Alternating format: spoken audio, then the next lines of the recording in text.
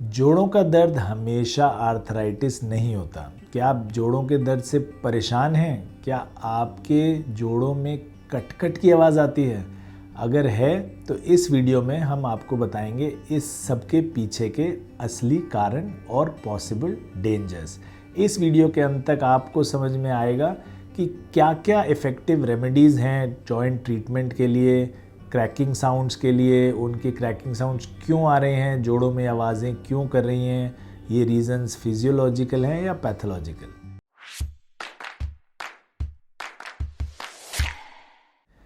नमस्कार, मैं हूं doctor Suchin Bajaj, founder director Ujala Cygnus group of hospitals, और आज हम जान रहे हैं कि जोड़ों में ये कट-कट की आवाज़ क्यों आती है। तो इसके देखिए कुछ तो फिजियोलॉजिकल रीज़न्स हो सकते हैं, जैसे जोड़ों में साइनोवियल फ्लूइड्स में बबल्स बन जाते हैं। अगर आप बैठें, उकड़ू बैठें तो जॉइंट मोबिलिटी एक्सरसाइज ज़्यादा करें तो इसकी वजह से कई बार जोड़ों में आवाज़ आती है, कट-कट की आवाज़ आती है। तो इसलिए घबराएं मत, लेकिन अगर इसके साथ, आवाज़ के साथ जोड़ों में दर्द है या स्टिफनेस है तो ज़रूर प्रॉब्लम हो सकती है।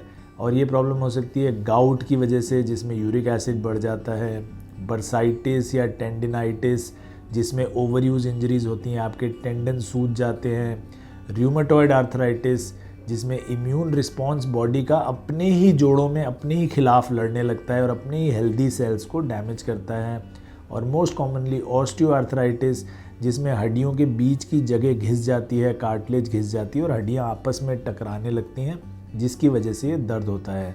विटामिन डी डेफिशिएंसी में भी ऐसा देखने को मिला है, जो सनलाइट में नहीं रहते या विटामिन डी ख़राब होता है जिनका, उसमें। तो जिन लोगों को पहले चोट लगी है या जो लोग एक्सरसाइज बहुत करते हैं, जो लोग ओवरवेट हैं, जिनकी ऑक्यूपेशन ऐसी है कि उकड़ू बैठना पड़ेगा, स्मोकर्स हैं, फीमेल्स में ज़्यादा कॉमन है, जेनेटिकली अगर आपकी हड्डियाँ ख़राब हैं, अगर आपकी उम्र बहुत ज़्यादा बढ़ चुकी है तो वियर एंड टियर से भी जॉइंट्स में प्रॉब्लम आने लगती है, तो इसलिए बूढ़े लोगों में ज़्यादा प्रॉब्लम होती है। तो इस वजह से ये सारी चीज़ें जोड़ों की ये ख़राब होने लगती हैं। अगर आपके पहले कभी जोड़ में इंजरी आई है, जैसे चोट लगी, एक्सीडेंट हुआ, तो उसके बाद उस जोड़ में आर्थराइटिस होने के चांसेस, कट-कट आवाज़ आने के चांसेस ज़्यादा हैं। जैसे मैंने बताया, अगर आपने वेट अपना कम नहीं किया तो वेट सारा जॉइंट पर ही पड़ता है, उसको सहना पड़ता है और वो घिसना शुरू हो जाता है और फिर उसमें से आवाज़ आनी शुरू होती है। अगर आप बहुत ओवर यूज़ करते हैं जॉइंट को, एक्सरसाइज ज़्यादा कर रहे हैं, उकड़ू बार बार बैठ रहे हैं, या उसको अपना हाथ से थ्रो ज़्यादा मार रहे हैं, आप एक्सरसाइज एथलीट हैं, तो इस चीज़ों से प्रॉब्लम हो सकती है। तो क्या करें? सबसे पहले तो क्या करें वो बताता हूँ, फिर जो ना करें वो बताता हूँ। सबसे पहले तो कोई भी एक्सरसाइज करें उससे पहले वार्म अप ज़रूर करें, अचानक एक्सरसाइज में ना चले जाएं।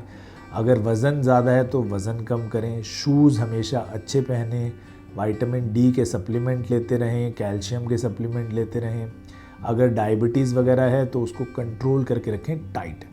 और क्या ना करें, देखिए सिंपल है, शराब ना पिएं, फ्राइड खाना ना खाएं, सिगरेट ना पिएं, बाहर का खाना ज़्यादा ना खाएं।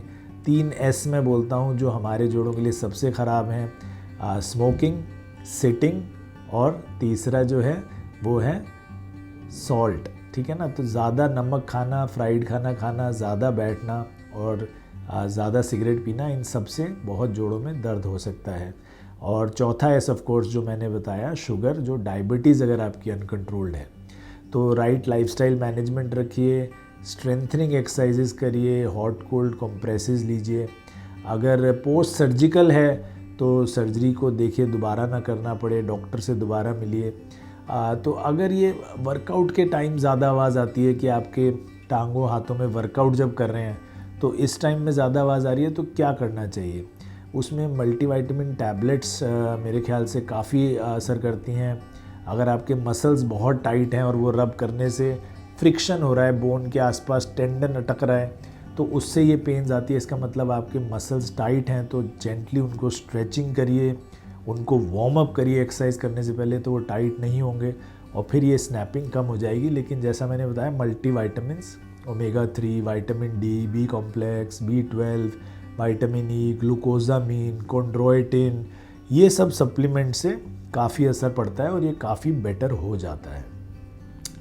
अगर ये सब करने के बावजूद भी ये क्रैकिंग साउंड, टक टक की साउंड बढ़ती जाए और इसमें पेन होने लगे और अगर स्वेलिंग आने लगे, अगर दर्द होने लगे, तो ये डेफिनेटली हो सकता है कि कोई सीरियस बीमारी है, जैसे पटेलोफीमोरल पेन सिंड्रोम PFS होता है, कार्टिलेज में टीयर हो गया हो, लिगामेंट में टीयर हो गया हो, सॉफ्ट टिश्यू में कोई चोट आ गई हो, या ऑस्टियोआर्थराइटिस जैसा मैंने बताया वो अगर हो गया है, तो फिर काफ़ी ज़्यादा ये प्रॉब्लम बढ़ सकती है। इसमें घर का इलाज ना करें, घरेलू इलाज ना करें, इसमें ज़रूर और ज़रूर अपने पास के ऑर्थोपेडिक सर्जन डॉक्टर को ज़रूर दिखाने जाएं, क्योंकि अगर पेन हो रहा है और कट की आवाज़ है और वो पेन वार्म अप से, मल्टीविटामिन टैबलेट से, रिलैक्स करने से, मसाज से ठीक नहीं हो रहा है और बढ़ता जा रहा है, तो वो अंदरूनी चोट को या ऑस्टियोआर्थराइटिस को या लिगामेंट टीयर को ज़रूर दर्शा सकता है। और उसको बिल्कुल लाइटली ना लें, अपने डॉक्टर से ज़रूर सलाह करें। अगर वो कहते हैं कि MRI कराने की ज़रूरत है या कोई टेस्ट कराने की ज़रूरत है, तो वो अवश्य कराएं, क्योंकि ये इंजरीज़ फिर लाइफ लॉन्ग आपको तंग कर सकती हैं और हो सकता है कि मूवमेंट में और वेट बेयरिंग में लाइफ लॉन्ग प्रॉब्लम ना आ जाए अगर आप इसको डिसरिगार्ड करते हैं। तो इन चीज़ों को डिसरिगार्ड ना करें। जो कॉमन तरीके हैं, जो कॉमन रीजंस हैं, वो हमने आपको बताए हैं। उसके इलाज भी बहुत ईजी और कॉमन है। और इसके अलावा कोई भी सवाल हो, exercise related, pen related, joints related, तो ज़रूर कमेंट बॉक्स में डालें और हम वापस आकर जल्द से जल्द उन सभी सवालों के जवाब देने की पूरी कोशिश करेंगे। बहुत बहुत धन्यवाद। आपका ये साल बहुत स्वस्थ रहे, आप खुश रहें, हंसते रहें। नमस्कार।